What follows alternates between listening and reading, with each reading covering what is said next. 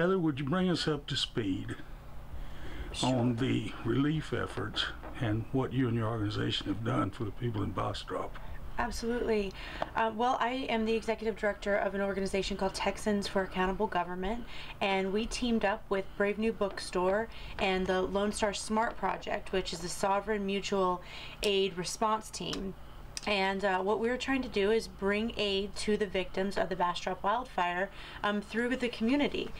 We were banding together with lots of different organizations to get the victims the donations that they really desperately need in their time of crisis right now. A conflict with FEMA?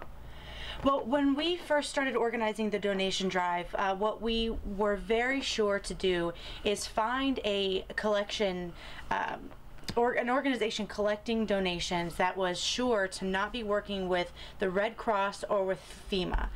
Both organizations, use more resources than they actually get to victims, and so we wanted to make sure that our operation, the donations that we were bringing in and the people that were distributing them, were absolutely not going through FEMA or the Red Cross. Is there a reason for that?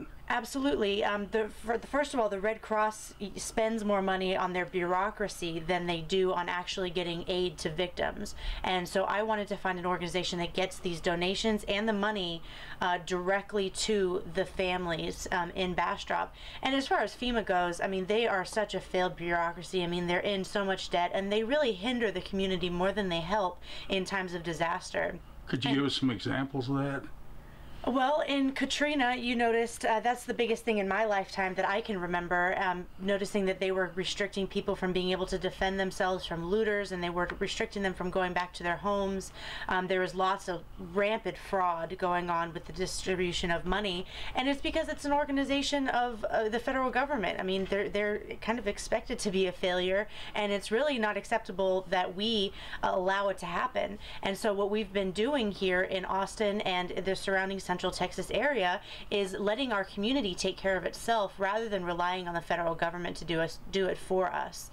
So we reached out to the Bastrop Christian Outreach Center, and they're working with the Bastrop Christian Ministerial Alliance, and both are church organizations, and they're getting donations, monetary and physical donated items, directly to the victims.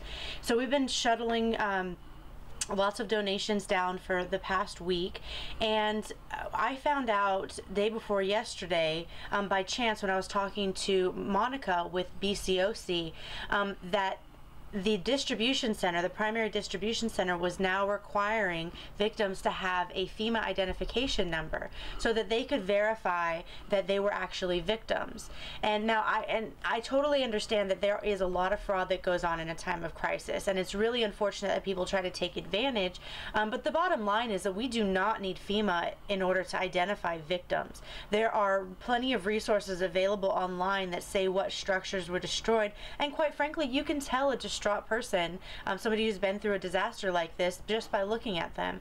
And so it's really up to us to do the little bit of extra research it takes to identify these people, rather than expecting FEMA to come in and identify them.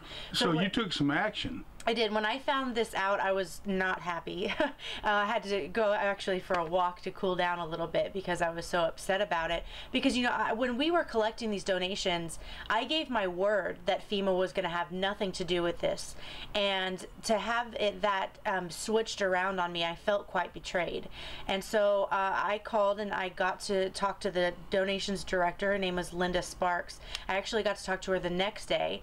But before I was able to talk to her, I put the word out that, hey, this is what's going on, and those people who have donated and who have volunteered and brought donations down to Bastrop were really upset about it. And so, I gave the phone number out, and what we did was we all called and told them exactly how we felt about it, that we didn't want FEMA to have their grubby paws on any kind of distribution that we were doing with the donations that we had given. So what was Ms. Sparks' reaction? Well, the conversation was a little contentious at first. first, just because I feel like she felt like I was bringing her integrity into question. And I had to make sure that she understood that I am very thankful for what they're doing, and that we're all a team, and that what our community has done is really such a beautiful thing.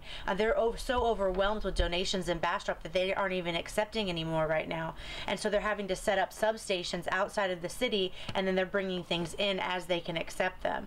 And so, you know, I made sure that we kind of, you know, humanized a little bit and speak from our hearts, and let her know that, you know, I gave my word that the FEMA wasn't going to have anything to do with this, and I'm taking this very personally, and this is why it's important. And it turns out that we're on the same page about FEMA. Neither of us really want to have FEMA to have anything to do with it. It was just she looked at it as a way, and I think that FEMA came in and convinced her, to be quite honest, but she looked at it as a way to try to prevent fraud. And so when I provided her with a alternate solution, which is the Bastrop County website that has a list of all the destroyed structures, she was able to actually have a resource so that they can do it on their own, which is exactly what this is all about. I mean, our community is strong and has done such a great job of taking care of our neighbors in need, and we don't need FEMA. We do not need the failing federal bureaucracy to come in and tell us how to run our operation. Would you consider this an example of social media where the tail wags the dog?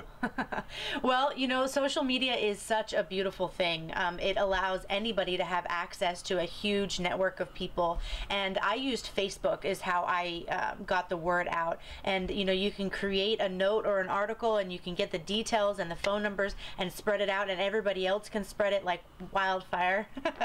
And you know, make sure that we can take care of ourselves and take action on things that need to be done. And one of the things that I noticed is how much easier it was to influence a private organization rather than a federal bureaucracy. Did you try to work with the federal bureaucracy? No, but I do work with not federal bureaucracy, but government bureaucracy almost on a daily basis. I work for the Libertarian Party of Texas and also with Texans for Accountable Government. And trying to influence them to do something is like pulling teeth. But you know, when you have a charitable organization that's doing something out of the goodness of their heart, it's a lot easier to influence them. Well, I want to thank you for your thoughts on this. This is really a wonderful interview. Thank you. Is there anything you'd like to add? I just want to encourage everyone to volunteer and get involved in their community, because as we try to decrease the level of involvement that the state has in our lives, we're going to have to step up our community effort in taking care of each other so that we're strong enough to withstand the inevitable collapse that is upon us. Well, thank you.